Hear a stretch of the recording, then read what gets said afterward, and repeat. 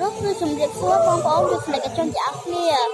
នៅក្នុងថ្ងៃប្រហ័សទី1ខែមករាខ្ញុំសូមជូនពរដល់អ្នកគ្នាចូលសុខសែនសាម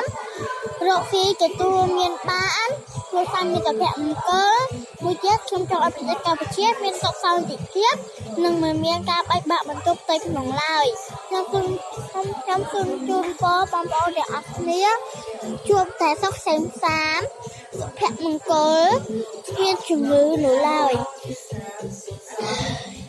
នៅក្នុងឆ្នាំ2025ប្រទេសកម្ពុជាបានឆ្លងកាត់ជាច្រើនតែខ្ញុំក៏ច្រើនផងដែរ2025កម្ពុជាឆ្លងកាត់សង្គ្រាមការខុសប្រជែងគ្នាការបាញ់គ្នា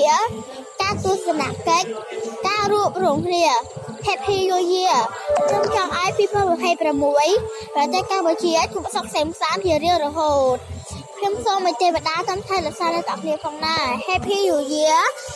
2026